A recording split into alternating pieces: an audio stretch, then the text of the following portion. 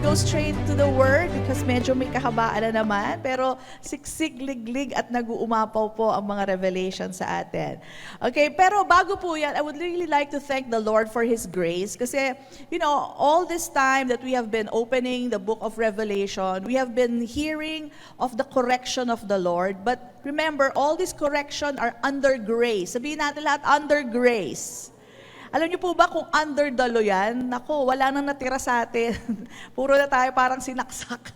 Di ba po sabi doon ni Jesus noon, if your hand, your feet causes you to sin, cut it off. If your eyes, causes you to sin, pluck it off. Ganun katindi po ang batas, no? But under grace, imbis na ma-feel natin imbis na ma-condemn tayo, there's no condemnation from the Lord, but imbis na ma-condemn tayo, what we see is His goodness. Lalo pa natin nakikita yung kabutihan ng Panginoon sa atin, ang kanyang biyaya, no? Because under grace, we are not condemned. Amen? It's only under the law that we are condemned, no? And sa grace po niya, pag-ibig po niya, tanging kabutihan niya ang nakikita natin.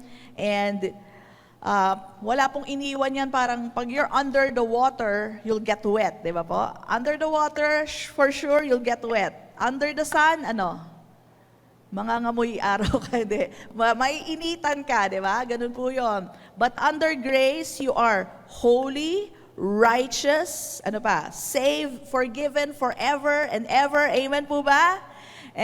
Pero under the law, condemnation matatanggap natin. So, dito po sa pinag-aaralan natin, no condemnation at all. These are loving corrections from our Lord Jesus Christ. Because why? He's a hands-on God. Hindi siya malayong Diyos. In fact, nakikita niya lahat. Amen po ba?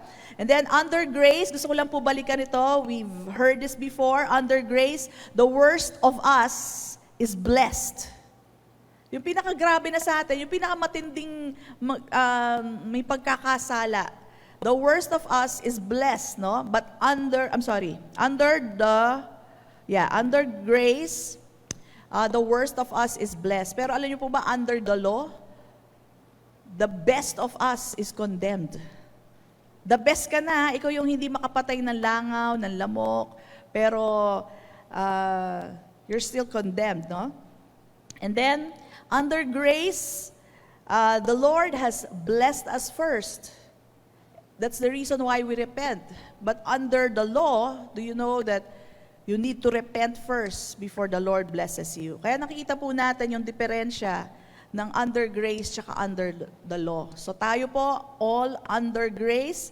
And this is the reason why we repent today. We change our minds. Hindi po yung nagkakandaiyak dahil masama ang loob, feeling condemned. Hindi po, dahil gusto po natin magbago. Dahil nakita po natin ang kabutihan niya muna. Nakita muna natin ang kanyang biyaya. Alright? So, save na po tayo. Wala po tayong pag-aalala. No? And He just wants us to enjoy the life that He has given us. Amen? Praise God. So, i-review lang po natin yung mga na-take up na po natin. Let's review what was revealed to us about Jesus Christ. Number 1, last week we learned Jesus is He who lovingly corrects us. Alright? Number 2, Jesus has the 7 spirits of God. Alright? Number 3, Jesus is our life. We live, we move, and have our being, right, in Christ Jesus. And then number 4, this is our stand. Huwag po natin bibitiwan to. Jesus is the way, the truth, and the life. No? So, maski hindi nyo masyado, alam mong hindi nyo kaparehas yung kausap nyo, stand by that. Jesus is the way, the truth, and the life. Okay? What else? Number 5. Okay? Jesus Christ is our identity. Do not lose your identity dahil lang may kausap kang ibang tao, no? Jesus Christ remains to be our identity. Number 6, Jesus has the 7 stars in His hand, and the Lord revealed to us, yung 7 stars na yon are actually the 7 messengers of the Lord. Siya po mismo ang may hawak doon. Let's recognize that. And then number 7, Jesus will never, ever, under any circumstances, all right, will He ever blot out our names from the book of life? Hinding-hindi. Hinding-hindi. Sabi mo sa katabi mo, hinding-hindi. Ano man mangyari, under any circumstance, hindi po buburahin ang ating pangalan. That is a comfort. Hindi ho panakot yun, ano? It's a comfort na hindi. Ano man mangyari, hindi buburahin ang ating pangalan. And aside from that, hindi na niya buburahin, i-confess pa niya ang ating pangalan sa harapan ng ating Ama. Amen po ba? Isn't that a comfort? Amen! Palakpakan muna natin ang Panginoon. Thank you, Jesus! Yan lahat ang gagawin para sa atin ng Panginoon natin. Amen? Okay, so now let's start with the new church, right? Found in Revelations chapter 3, verse 7 to 13. The Church of Philadelphia. Ayan. So sabi dito, and to the angel or to the messenger of the church in Philadelphia, write. Yan po sabi ni Jesus. These things says he who is holy. Sabi natin lahat, Jesus is holy. He who is true. Sabi natin, Jesus is true. Yeah. He who has the key of David, he who opens and no one shuts, and shuts and no one opens. I know your works. Ayan. So again, that is telling us Jesus is a hands-on God. Amen? Alam niya talaga. Hindi para pintasan, kundi nakikita niya talaga. So yung mga ginagawa natin, you might think na ikaw lang ang nakakaalam, hindi po, alam ni Lord. No? Yung mga pagtulong natin sa kapwa, hindi lang ikaw at yung taong tinulungan mo ang may alam nun. Alam na alam ni Lord. Amen? You don't have to broadcast it because the Lord knows about it. Amen? I know your works. And sabi pa niya, see, I have set before you an open door. So, yung works na yon is a good one. Hindi niya pinipintasan. Sabi niya, tingnan mo, binuksan ko ang pinto. Di ba? And no one can shut it. And then it says here, for you have a little strength. Now, that might appear na negative, pero explain ko sa inyo, hindi po negative yan. Even that is good. For you have a little strength, have kept my word, and have not denied my name. No? So if you can see, all of them are positive. So even that, those words or phrase na, for you have a little strength, even that is positive. Okay? And sabi pa dito, indeed, I will make those of the synagogue of Satan who say they are Jews, sabi lang nila, and are not, but lie. Nagsisinungaling sila, no? Indeed, I will make them come and worship before your feet. So hindi sila ang i-worship, ang Diyos ang i-worship, pero sa harap nila, kasama nila mag-worship na yung mga tao na yon. And to know that I have loved you, because you have kept my command to persevere. Now we will but we will correct that translation. Mali lang po yung translation na yan. No? But we'll see the Greek interlinear. Sabi niya dito, I also will keep you from the hour of trial, which shall come upon the whole world to test those who dwell on the earth.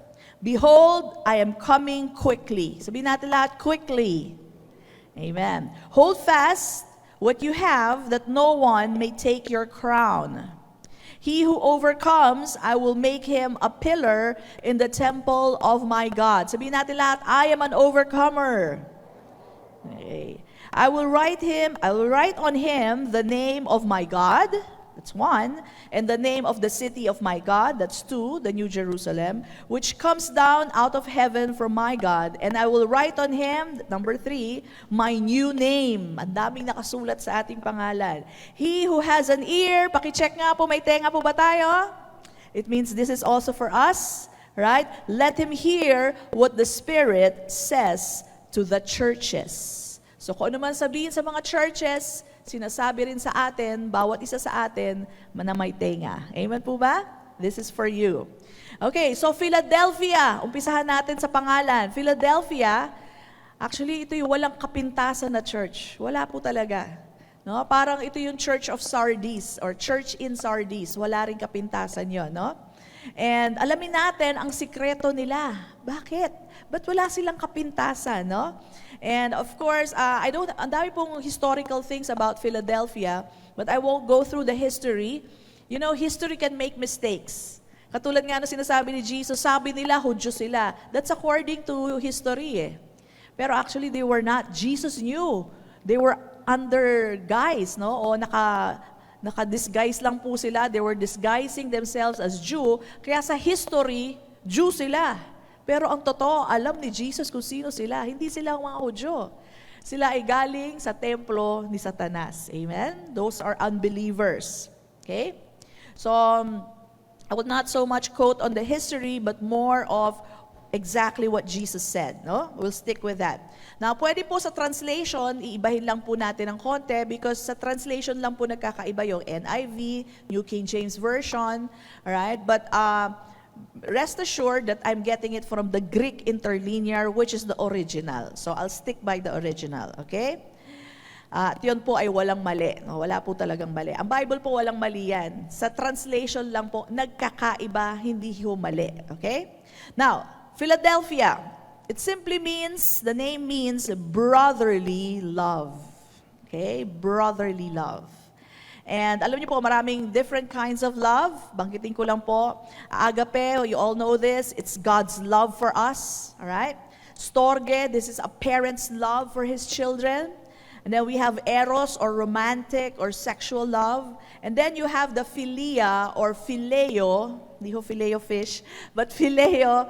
Phileo means brotherly love. At ito po ang meron ang Philadelphia. They love each other. Bakit kaya sila nagmamahalan? Meron din po sikreto yan. Meron pong dahilan kung bakit sila nagmamahalan. Okay? But again, by this time, we can see yung mga pangalan po ay may kinalaman dun sa estado ng churches. Amen po ba? Like Ephesus, desired church. No? Ano pa? Yung Smyrna, it has something to do with myrrh. No? So ang Philadelphia po, it has something to do with the love that they have for the brethren. Nagmamahalan po sila. So this church loves each other, and this is very important. It just shows actually the love of God for them na natanggap nila, nagkaroon sila ng revelation. But again, this is the reason why this church also has no fault. Wala pong kapintasan itong church na ito, no? They love each other in good times and even in bad times.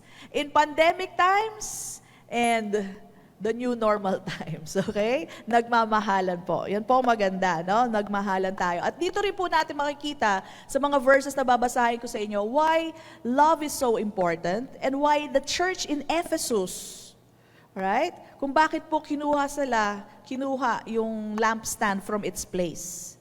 It is because they have forgotten their first love. Napaka-importante po ng pag-ibig. Mawala ng lahat, pag-ibig ng Diyos huwag mawawala sa atin. Okay? So, question, where do the people get their love for each other? Basahin po natin itong mga verses na sunod-sunod. This is not from the book of Revelation, but these are texts written by John, the same writer of the book of Revelation. Okay? Tingnan po, John 15:9-14. As the Father loved me, sabi ni Jesus, I also have loved you. Stop. Doon pa lang, solve ka na eh. Kung gano'n daw kamahal ng Ama si Jesus, gano'n din niya daw tayo kamahal. Amen? So, His love for us, the love of Jesus for us is just like the way the Father loves Him.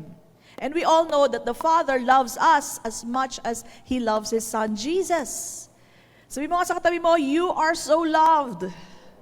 Hindi lang basta love, you are so loved. Hindi ka man mahalin ng someone, ayan, ng inaasam-asam mo, pero ito sabihin ko sa iyo, you are so loved by the Father, you are so loved by Jesus, amen? Doon pa lang solve na tayo. And when you are so loved, when you know and you believe that love, alam niyo po bang malaking epekto niyan sa buhay natin? You are confident in life. You are not a needy person. You know, you're just so satisfied with the love that God has for you. Amen?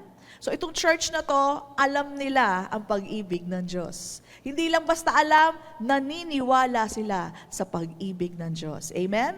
Ang sabi pa dito ni Jesus, Abide in my love. Of course, Jesus was saying this to unbelievers at that time, no? Kaya pinapa-abide pa lang nila. Pero tayo, we are now abiding in His love, okay? Kaya sabi niya, abide in my love. If you keep my commandments, you will abide in my love. Again, He's speaking to unbelievers. Just as I have kept my Father's commandments and abide in His love. Okay? These things I have spoken to you, that my joy may remain in you, and that your joy may be full. Pag nalaman natin at naintindihan natin ang pag-ibig ng Diyos sa atin, alam niyo ba kung anong klaseng joy ang magkakaroon ka? The God Almighty, the one who has created everything, Jesus our Lord, so loves us. Your joy will be full when you realize that. Ano ngayon kung hindi ka mahal ng tao na yon? Ano ngayon kung hindi iwasan ka ng barkada mo? Ano ngayon kung kaaway mo mga ka-office mate mo? Mahal ka ng ating Ama. Amen? Your joy will be full. So get that revelation. Amen? And it says here, this is my commandment, that you love one another as I have loved you. Greater love has no one than this, than to lay down one's life for his friends. And that is Jesus. He laid down his life for us. You are my friends if you do whatever I command you.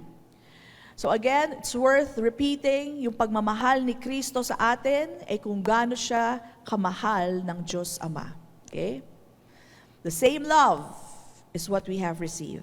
Again, what is the command of Jesus? John 15:17, these things I command you, that you love one another. So this church in Philadelphia is doing just that. They were loving one another. 1 John 3:11, tingnan niyo, puro John ha, puro John. John has this deep revelation about the love of the Father. Okay, 1 John 3:11, for this is the message that you heard from the beginning, that we should love one another. Okay, why should we do this? Because love is our new nature. Amen po ba? Yun na yung bagong tayo, yun na yung new nature natin. And that new nature is the nature of Christ Jesus Himself. That's why, maintindihan natin kung bakit yung church in Ephesus na nakalimutan yung pag-ibig ng Diyos, yung kanilang first love at pag-ibig sa isa't isa, hindi talaga pwede magpatuloy. What kind of church is that? You're no longer walking in love. You have no longer an awareness of the love of God for you. Okay? Again, in 1 John, tingnan naman ha, puro John. 1 John 3:16-23, by this we know love, because He laid down His life for us. And then inulit, and we also ought to lay down our lives for the brethren. This is the second time this is mentioned, that we should lay our lives for the brethren. Now, in saying that, hindi po ibig sabihin, mamamatay ka rin para sa kapatiran, no? Hindi ka papapako sa krus, okay? That's just to make sure. But the same text also explain how you do that. Gusto nyo malaman kung paano? How do we lay our lives for one another? Tingnan yung susunod. But whoever has this world's goods, so may supply ka, may pera ka, may pagkain ka, and sees his brother in need, and shuts up his heart from him, how does the love of God abide in him?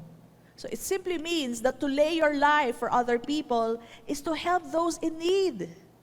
Meron kang kapatiran na alam mo may pangangailangan, tulungan mo. With the goods that you have.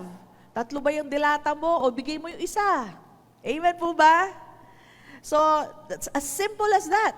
That's the way we lay down our lives. You don't have to die on the cross. You just have to give that one dilata to your sister or brother. Amen po ba? Wala silang uulamin eh. Ikaw magbigay. Alright? Sabi ba dito, my little children, let us not love in word or in tongue. Di ba? Bless you. Sis, bless you. God bless you. Wala naman tayo inabot, di ba?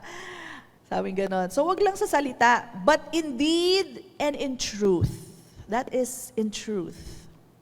And by this we know that we are of the truth and shall assure our hearts before Him. For if our heart condemns us, God is greater than our heart and knows all things. Again, He knows all things. Yung dilatang binigay mo, kayong dalawa lang may alam nun, pero hindi lang kayong dalawa talaga. Kasama si Lord, alam niya ang binigay mo. Amen? Beloved, if our heart does not condemn us, we have confidence toward God, and whatever we ask, we receive from Him, because we keep His commandments. Ano ulit yung commandment? To receive the love of God and to love one another. And do those things that are pleasing in His sight. Do you know that's pleasing to the Lord when you help the brethren? Kasi ikaw yung kamay ng Diyos na tumulong sa Kanya. Amen po ba? This is a good reminder, especially sa panahon natin ngayon, di ba? At sabi dito, and this is His commandment, that we, number one, should believe on the name of His Son, Jesus Christ, and love one another as He gave us commandment. Amen? So napaka-importante po talaga ng pagmamahalan. Yan po ang sikreto. Papakita ko po sa inyo. No? Ang mga Philadelphians po, iyan po ang meron sila. They have brotherly love. Pero kaya sila may brotherly love kasi una nilang natanggap ang pag-ibig ng Diyos. You cannot, I tell you cannot really and truly love one another except you have a revelation, an understanding, and believing the love of the Father. Okay? Tingnan niyo po to sa 1 John, again 1 John ulit, John pa rin, the beloved, 4:16 says, and we have known and believed, sabihin natin, we have known and believed. Hindi lang yung basta alam mo sa isip, alam ko love ako ni Lord, hindi ka naman naniniwala. May pagdaanan ka lang konti, feeling mo, hindi na ako love ni Lord. Hindi niya na ako pinapansin. Hindi nga, you have known and believed, no? The love that God has for us. God is love, and he who abides in love abides in God, and God in him. Right? Love has been, look at this, perfected among us in this, that we may have boldness in the day of judgment. Hanggang sa araw ng judgment, you have boldness. Why? Because of love. This is how powerful love is. Alright? Hanggang sa araw ng paghuhusga, you have boldness. Why? Because of love. Alright? It says here, because, look at this, as He is, as Jesus is, so are we in the world. Right now, as Jesus is loved by the Father, we are also loved by the Father as much. Kung gaano siya kamahal ng Ama, ganon din ang pagmamahal sa atin ng Diyos. Ano pa ang takot mo sa judgment? Will God send His own Son to judgment? Of course not. Then He will not also send you to judgment. Amen po ba? As Jesus is, so are we. As Jesus is sinless right now, guess what? You are sinless right now. Amen po? Paano mo nasabi yan, Pastora, na sinless na tayo? Because we have been washed by the very own blood of our Lord Jesus Christ. Yun ang proof ko. Hindi, Pastora, kanina lang, nagsin ako. But my proof is what the Word of God says. You have been washed by the blood of Jesus Christ. Amen? And so, knowing the love of God for us, you will be assured. Will God send His Son to hell? Of course not. Then He will not send you to hell. Because He loves you the same way. Amen? Simple lang po yun. Pero that gives us so much assurance. Will God turn His back on Jesus? Never. Never again. Ginawa niyo na yon sa krus ng Kalbaryo. But never again. He will not turn His back on us. Amen po ba? So napakayaman po ng pag-ibig ng Diyos sa atin. And every time you can meditate on it and, just juice it out, meditate on that alone. Alam niyo po ba, lalakas ang loob niyo, magiging confident kayo, ano man ang pagdaanan natin, hindi tayo mawawala ng pag-asa. Because of His great love. He first loved us. Sabi po doon, there is no fear in love, but perfect love casts out fear. Wala lahat ang takot mo. Dahil alam mo, mahal ka niya tulad ng pagmamahal niya sa kanyang anak. Because fear involves torment. But he who fears has not been made perfect in love. Yung mga takot sa rapture, takot sa hell, hindi pa sila perfected in love. No? Hindi pa nila naiintindihan ang pag-ibig ng Diyos. We love Him, sabi dito, because, and this is the only reason, because He first loved us. Amen po ba? Alright? So alam niyo po, itong pag-ibig nito napaka-importante. Alam niyo po ba, itong place na to in Philadelphia, actually the whole of Turkey, sinugod po ito, nilusob ng Ottoman Empire, Islam. Okay? But among all the churches, Philadelphia was the last church standing. Bakit? Love. Love is what kept them standing. Philadelphia is also a place kung saan earthquake after earthquake, lagi po silang nasasalanta ng earthquake, ang Philadelphia. But do you know, it's also the last place standing. Yung iba leveled to the ground na. Pero Philadelphia, why? Anong pinagkaiba nila sa ibang church? Because of love. Knowing and believing the love of God and loving one another. When you have much revelation of the love of God for you, you cannot keep that love from manifesting. It will just manifest. The love will just be seen upon you. Amen po ba? Praise God. So I'm giving emphasis to the love because that is what Philadelphia Church is all about. Kung doon lang tayo, maski doon lang tayo, okay na. Because the revelation of the love of the Father will do so much for our lives. Ano man ang pagdaanan mo, you will always overcome because of His great love. Amen?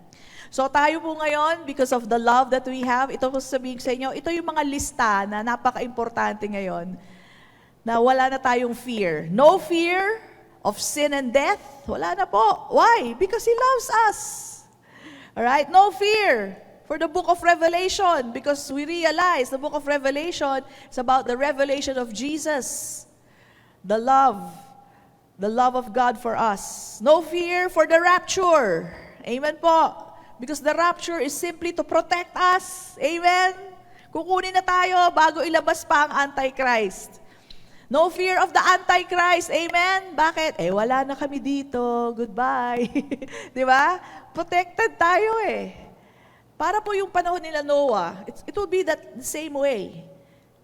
Nung lahat ng naniniwala sa Diyos ay safely inside the ark, then God closed the door of the ark.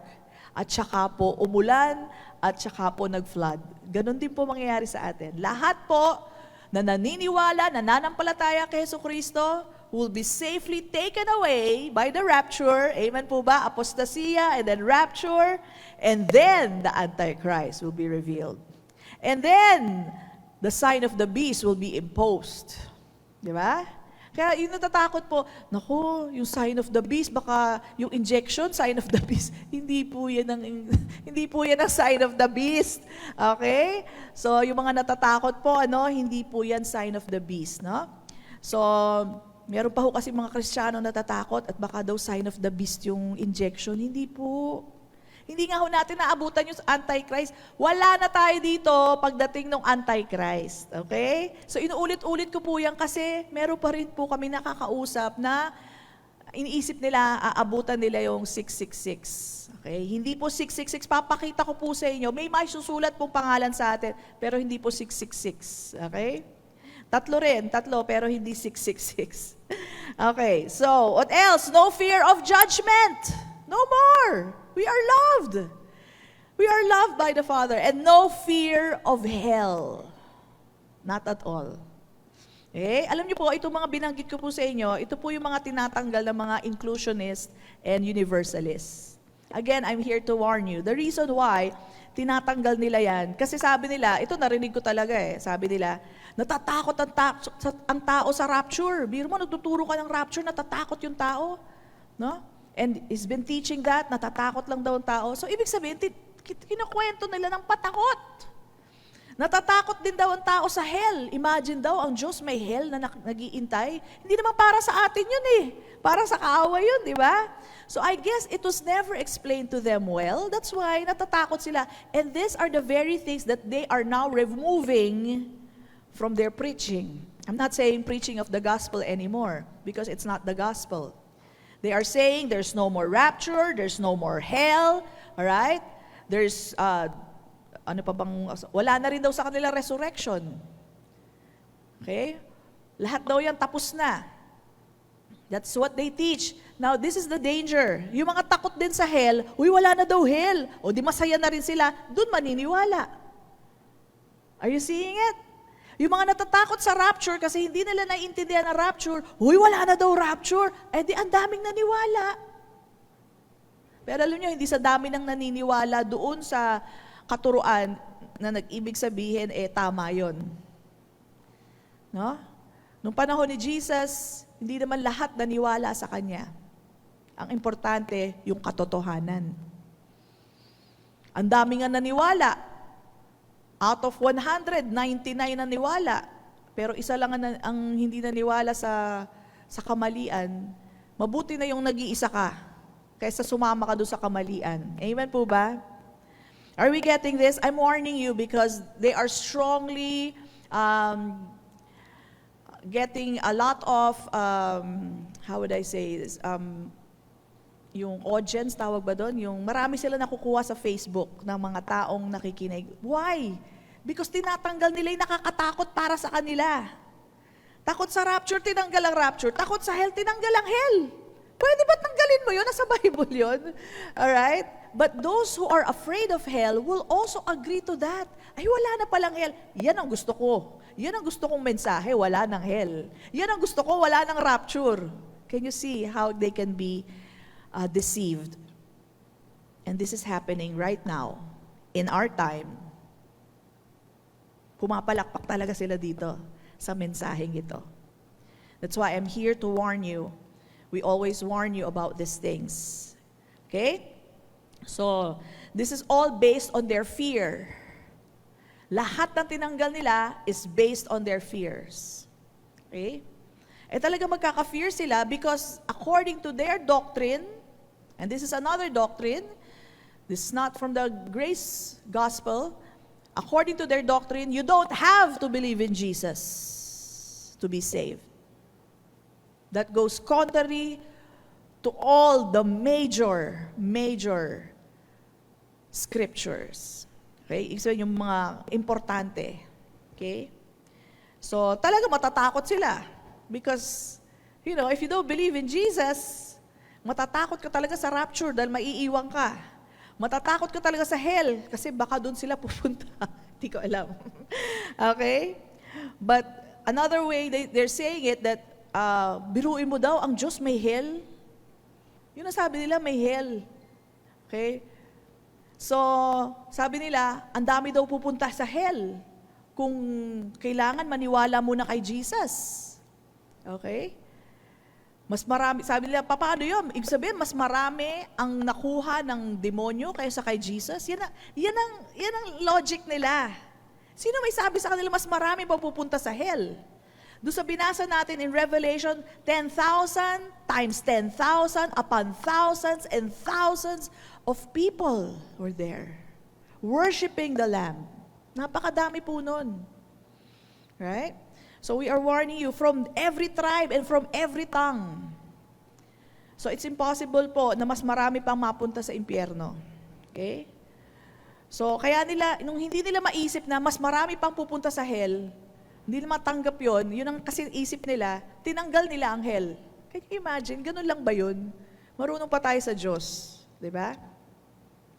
So, what is important is we know the love of God and we believe the love of God. Sabihin nga natin, I have known the love of God and I believe the love of God. Okay? So, yun lang po kailangan natin gawin. Just receive that. Yung pag-ibig po sa bawat isa, it will come effortlessly. No? Without effort, you will just love one another. And this is exactly what happened to Philadelphia. Yan po ang ibig sabihin. Nakatanggap sila sa pag-ibig ng Diyos, naintindihan nila, naniwala sila, kaya napakadali pong magmahalan. No? Sabi ko nga sa mga kausap ko sa faith group, sabi ko, ang kinina natin na tayo yon, that we understand the love of God for us. Okay? So, yung po ang nagagawa ng pag-ibig. Ito pa sasabihin ko sa inyo nagagawa ng pag-ibig. Among the disciples, sino po ang may revelation ng pag-ibig ng Diyos? See? John, the beloved. He called himself the one whom Jesus loved. Hindi sinabing, the disciple who loved Jesus the best. Hindi po yun.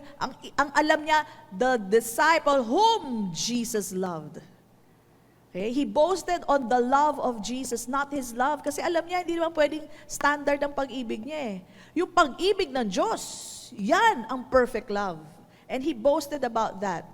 Okay? Do you know, among the 12 disciples, he was the last disciple standing. That's why I'm giving an emphasis on love. And this is the leading of the Holy Spirit. This is outside of my outline. Marami na po nangyayari sa mundo ngayon. But if you want to be that person standing, it's knowing, believing the love that God has for you. Kaya si John, pinapatay na, hindi mamatay-matay. Pakuluan ka ba naman sa mantika pag hindi namatay yung tao?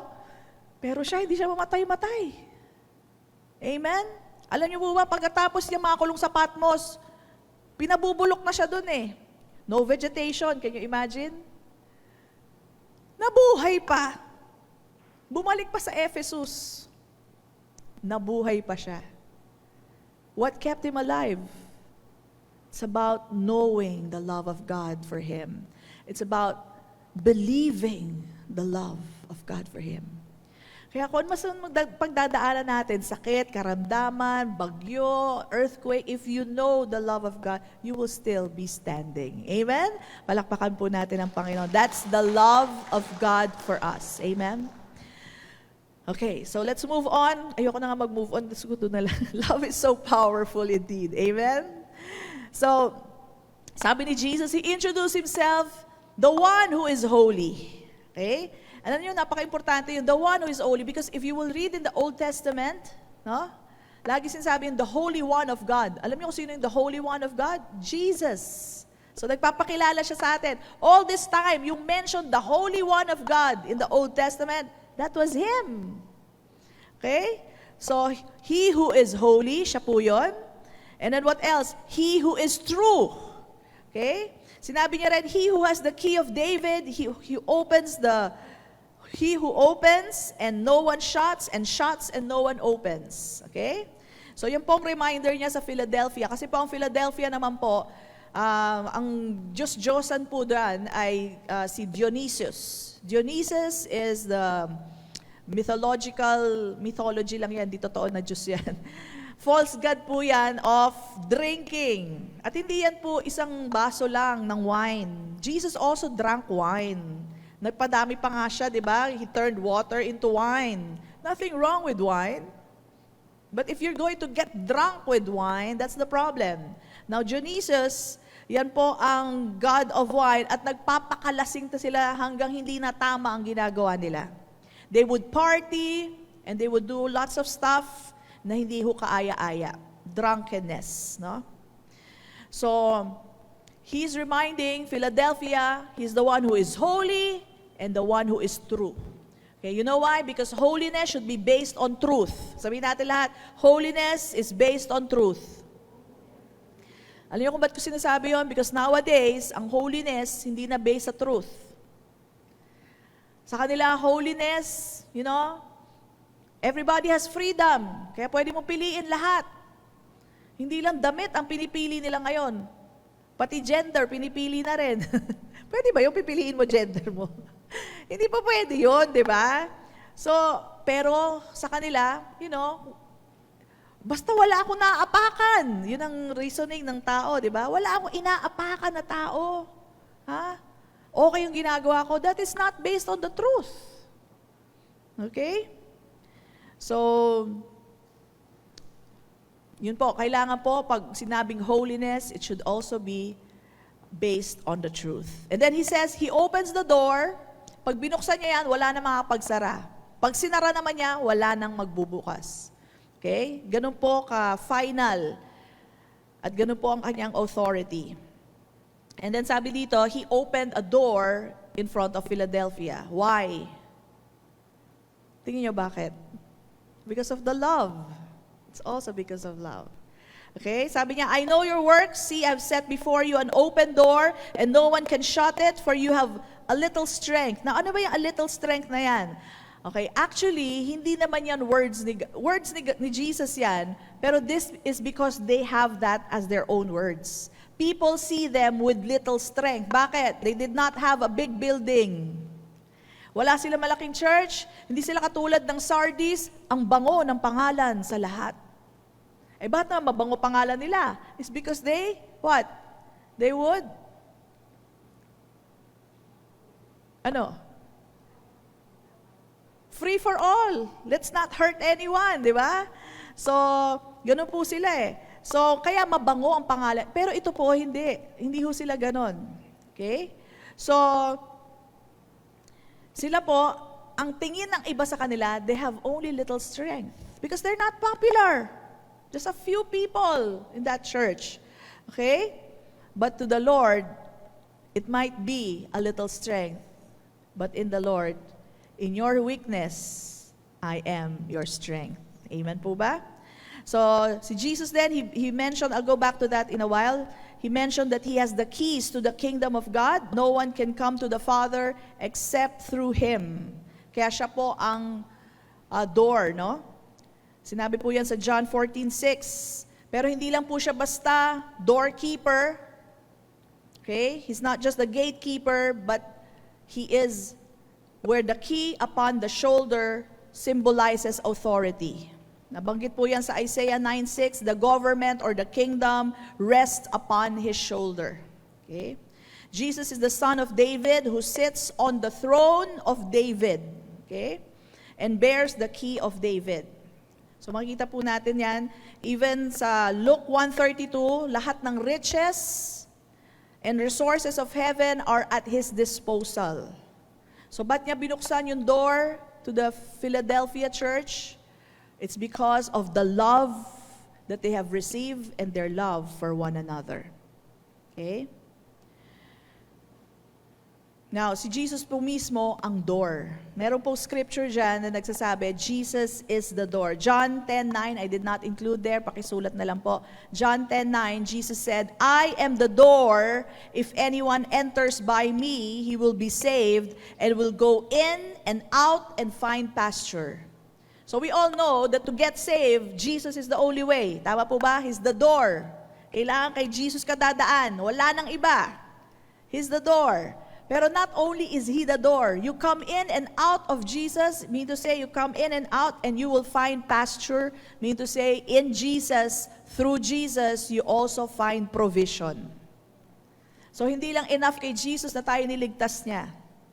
For Him, you go through me, you will always have provision. There is no other way.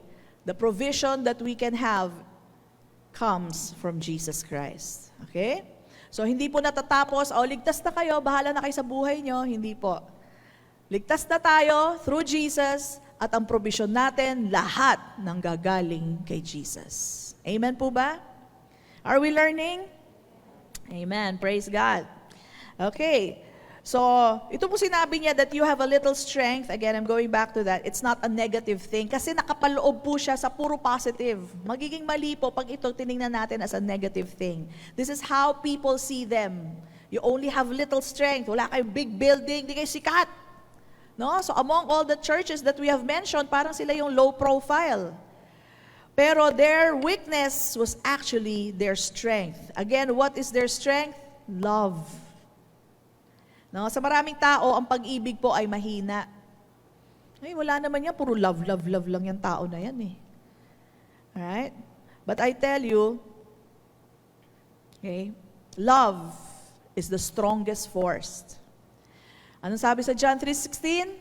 For God so loved the world that He gave His only begotten Son, that whosoever believes in Him shall not perish. Imagine, it's because of that love. It's love that saved us. It's love that has brought us freedom. Sabi mong weak ang love? Not at all. Jesus hung on the cross. Why? Because of love. I don't see love as weak. I see love, strength. It is strength. Okay? So ito pong weakness nila, though they are weak, but they are fully dependent on the Lord, no? Sa pag-ibig niya. And alam naman po natin, apart from the Lord, we are nothing. Amen po ba? Apart from the Lord, totoo po yan. So ngayon pa lang po, maging revelation na sa atin, let us fully depend on the Lord. Sa pagpipreach ko po, alam niyo po ba, fully dependent ako sa Kanya. Ilang beses ko to inaaral, tapos habang nag-aaral pa ako, sabihin ko, Lord, tanggalin niyo ang hindi ko kailangan sabihin. Sabihin ko lang po ang gusto niyong sabihin ko. You know, because kung sasabihin ko lang po sa inyo, magiging fruitless lang po sa inyo. But I do believe, kung pinasabi po yan ng Panginoon, it will be very fruitful in everyone's life. Amen? So, sila po, ang Philadelphia po, they did not depend on their name like the church in Sardis. Sa Sardis po, ang bango ng pangalan nila. Okay? Pero sabi ni Jesus sa kanila, you have a name that sounds alive, but you are dead. Jesus can see through the real thing. Ito naman, napaka-weak nila, sabi ng iba, pero totoo, yun ang strength nila. In fact, you have little strength and have kept the faith, ba? And have not denied my name. That is strength. People may see you weak, but you're not denying the name of Jesus. That is strength. People may see you weak, but you are keeping the faith. That is strength. So alam niyo po, maraming tumitingin sa krus ng Kalbaryo. Ano ba yan? Pag walang revelation, ano ba yan? Ba't natalo yata? Ba't puro sugat? Ba't puro dugo? Namatay pa sa krus. Parang talunan. Alam niyo, yan ang mentality ng kaaway. But the truth shall set us free. Amen. That is the victory that every believer has. Jesus Christ crucified at the cross. Amen po ba? Palakpakan po natin ang Panginoon. Amen? That is our strength. So kung may kahinaan man tayo, ano mang kahinaan yan, no? Don't you worry. Just depend on the Lord. And actually, you are stronger than before. Sinabi po yan ni Paul noon, siya po ay may kahinaan noon, no? We don't know exactly what kind of weakness that was. But in 2 Corinthians 12:9, sabi ni Paul, but he said to me, sabi daw ni Jesus sa kanya, my grace is sufficient for you, for my power is made perfect in weakness. Therefore, I will boast all the more gladly about my weaknesses, so that Christ's power may rest on me. Amen? So pinagmamalaki pa niya yung kanyang kahinaan kasi kalakasan ni Kristo ang nakikita sa kanya. Again, brothers and sisters, it is our dependence on the Lord in our weakness that we are strong. Hindi yung kung kailan pabulusok ka, ito ang galing ko, ang dami ko nagagawa. Hindi kung kailan ka pabulusok, tsaka mo sasabihin malakas ka. Nangyari yun sa Sardis pabulusok sila But the Lord saw what is real. They were weak. Samantalang itong mga taga-Philadelphia, hindi sila sikat, pero alam ni Lord, in your weakness, look, there's an open door for you. In your weakness, you have kept the faith. In your weakness, you did not deny my name. That is strength. That is power. And it's all found in the love that we know and the love of God that we have received. Don't think all is lost when you have weaknesses. May kahinaan ka ba ngayon? Mag-depend ka lang sa Kanya. Pastora, may kahinaan ako sa ganito. Mag-depend ka kay Lord. Siya ang magbabago sa'yo. Siya ang magbibigay sa'yo ng kalakasan to overcome anything. May sitwasyon ka ba niya ngayon? He will give you the wisdom. Sakit o karamdaman, He will give you the strength. Na maski may karamdaman ka, you can do strong things. You can do mighty things. In spite of the pain you feel. And I tell you, the only reason why I'm standing before you is because of His grace. Truly. This was the problem of the Israelites in the wilderness. At the foot of Mount Sinai, sinabi nila, all that you command us, we are able to do. Sa Exodus 19:8 po yun, hanapin nyo na lang po. They were boasting of their own strength. Brothers and sisters, without Jesus, we are nothing. Apart from God, truly we are nothing. But the Israelites, they boasted on their strength, yung magagawa nila, na kaya nila sundin ang lahat. Mas mabuti pa sabihin mo kay Lord, Lord, alam nyo, nahirapan ako sundin yun, tulungan nyo ako. Mas maganda pa yung attitude na yun. Kesa tulad ng mga Israelites, they boasted, lay it on us. Sige, sabihin nyo sa amin, anong gusto mo pagawa sa amin, Lord? Gagawin namin lahat yan. And you know, because of those words, kaya binigay ang commandments, ang law. Why? Because they were too proud of themselves, of their own abilities. Kaya nagkaroon ng law. Bakit? Para pakita sa kanila, you cannot do it on your own. Without God, we are nothing. Mas maganda pa matutunan natin, let's depend on Him. This is the story of Philadelphia. In their weakness, they depended on Him. Kaya sila walang kapintasan. I'm sure tao sila, may kapintasan sila. But because they laid it on Jesus, they just trusted on Jesus, wiped out ang lahat ng kanilang kamalian. Na maski kahinaan nila, tingin ng ibang tao, kalakasan yon na nanggagaling sa Diyos. If there's anything that we can remember today, dependence on the Lord, fully trusting in Him, ang kailangan natin matandaan. Depend on His love. Depend on His grace. Huwag mo sabihin, malakas ako, kaya ko to lahat. Lord, kaya ko to. Wag, sabihin mo, Lord, kailangan kita sa sitwasyon ko. Para paglabanan itong sitwasyon na to, kailangan kita. Huwag mo sabihin, huwag mo kayanin. In fact, let me tell you, kasi meron tayong attitude na, kakayanin ko to, kakayanin ko to. Hindi, kakayanin ko to dahil sa biyaya ng Diyos.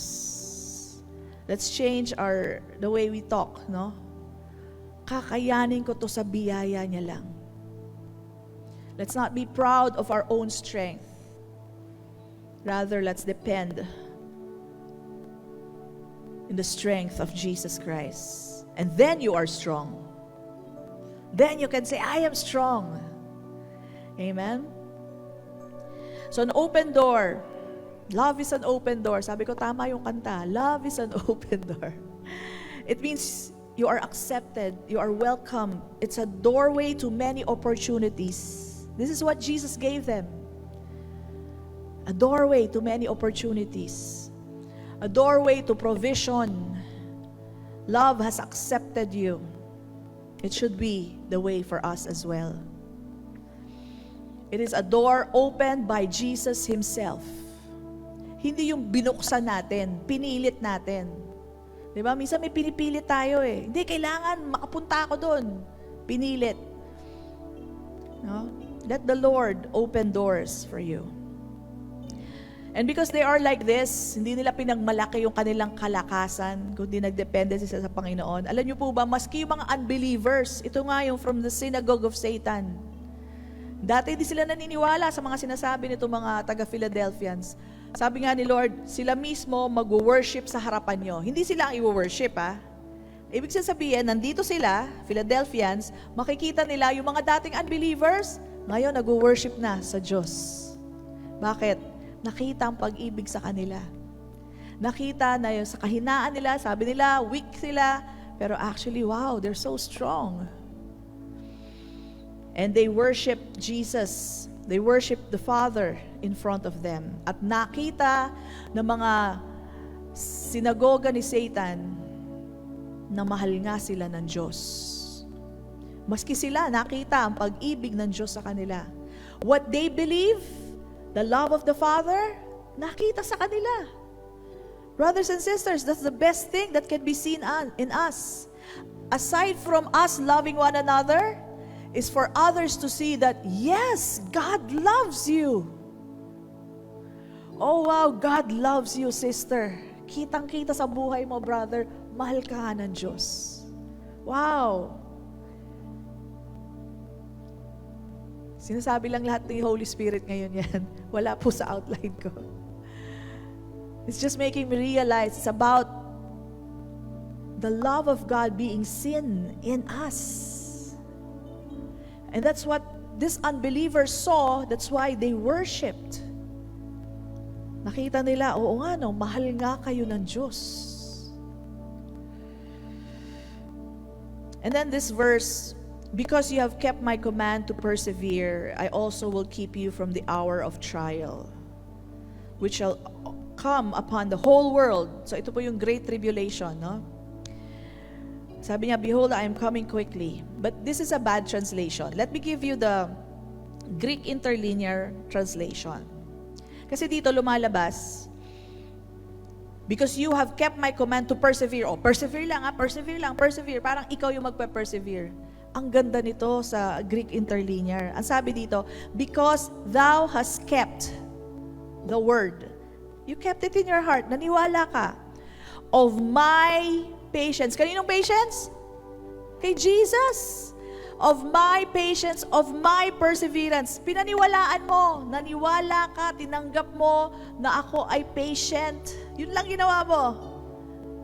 Alam mo, kaya siya patient kasi He wants more people, to come to the knowledge of God, of Jesus. Alright? Dahil ginawa mo yan, ito magandang translation, ito pa, I also will keep you from the hour of temptation. Idagdag mo pa to. Alam mo na patient ako. Alam mo na kaya hindi pa ako dumadating kasi gusto ko lahat makapaniwala sa akin. Oh, ito pa, dagdag mo. I also will keep you from the hour of temptation. Ano yung great hour of temptation? The great tribulation that will test the whole world. Ito na nga yung rapture. Tatanggalin niya tayo Tatanggalin niya tayo dito. Dagdag mo pa yan sa listahan mo. Doon sa pinaniniwalaan mo that He has patience and He wants all to believe, to come to the knowledge of Jesus, dagdag mo pa to. Hindi mo kailangang alalahanin ang Antichrist. Hindi mo kailangang alalahanin ang 666 na patatanggap sa tao. Kasi wala ka na doon. I will keep you away. Tatanggalin kita.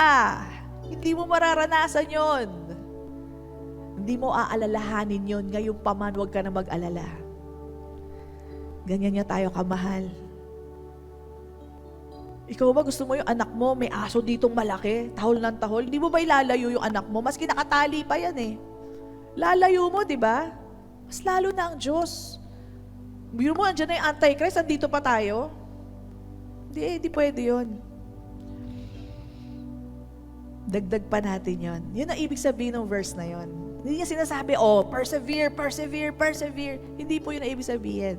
You who kept my word, basahin ko, baka magkamali ako. Because you have kept the word of my patience. Not your patience. It's the patience of Jesus. I also will. Ito pa gagawin niya. Dagdag mo to. Amen? I'm repeating it because I don't want you to forget it. It's such a beautiful word from our Lord Jesus Christ. Comfort, assurance, safety. I don't want you to miss that. Pasensya na kayo paulit-ulit. Parang nanay lang, di ba? Maghugas ka ng kamay. Paulit-ulit. Di ba? But this is for all believers. He will keep you from that great time, from that great hour of tribulation. Okay? Sabi nga ni Jesus sa Revelations 22 verse 7, behold, I am coming quickly. Now, tandaan nyo, ang sabi dyan, quickly. Kaya po sinabi ng mga, ano nga ba yan? Mga universalists, na nangyari na noong 70 AD. Kasi ang basa nila dito, behold, I am coming soon. Kaya kalam nila, dapat nangyari na noon pa. Ang sabi dito, quickly. Okay? Magkaiba po yun.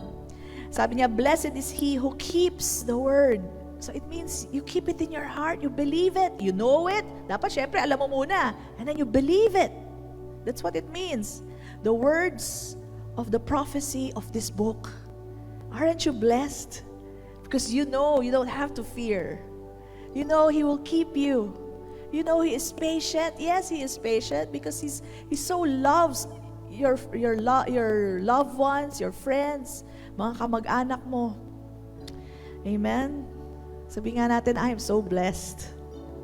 We are blessed to know of His love. I'm just letting you know of His love. Hold fast, sabi po dito, hold fast.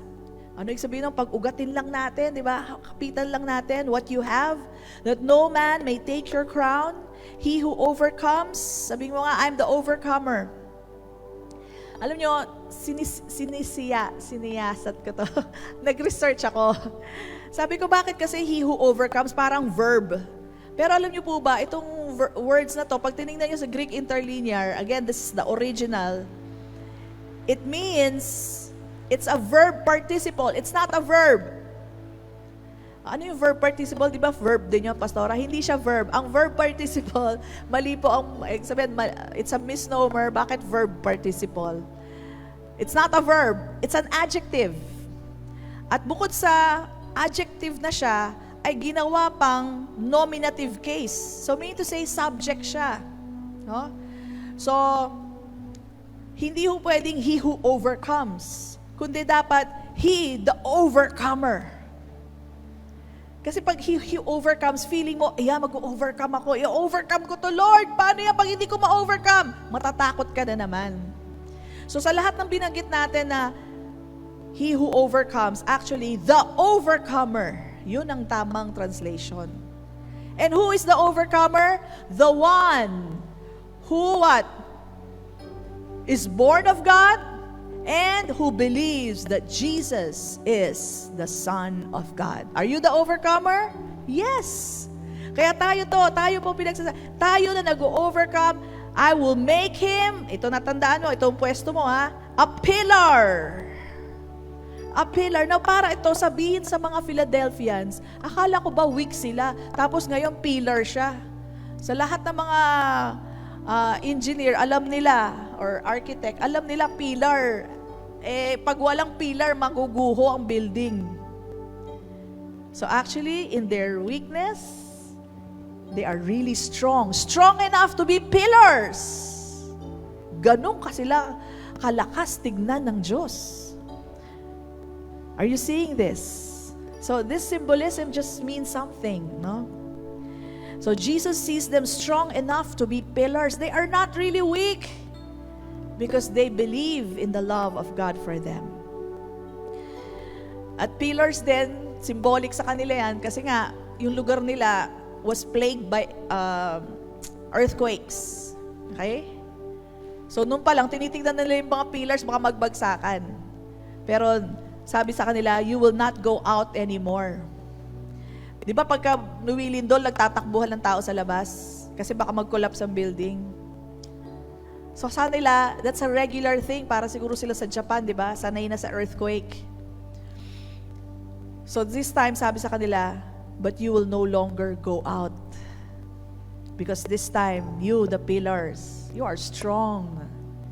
Because of the love that you have received. So tayo pong mga overcomers, tayo po rin yun.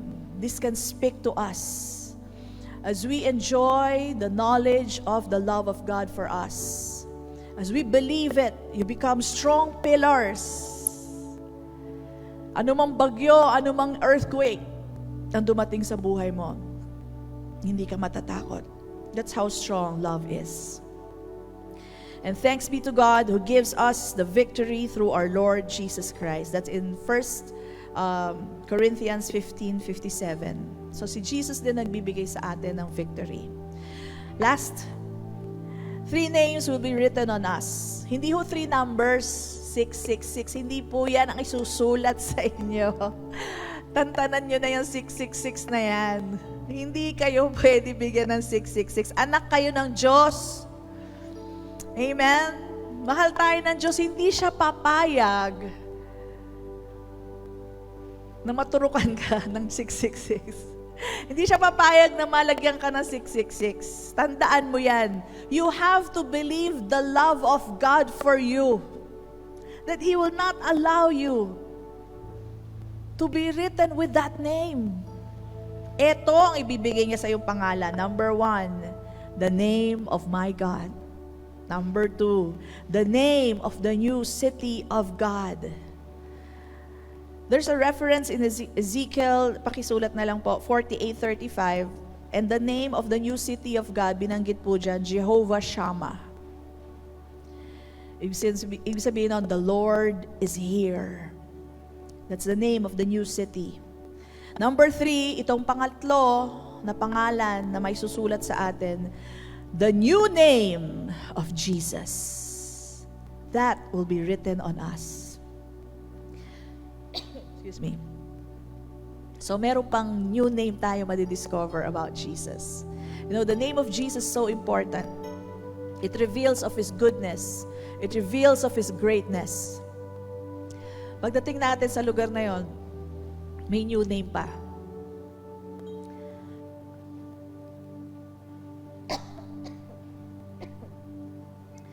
We will know more of His unending glory, of His unending goodness. Amen? Ano man ang pagdaanan natin, we shall surely overcome because of the love of the Father for us and the love of Jesus for us. Maraming salamat, Panginoon.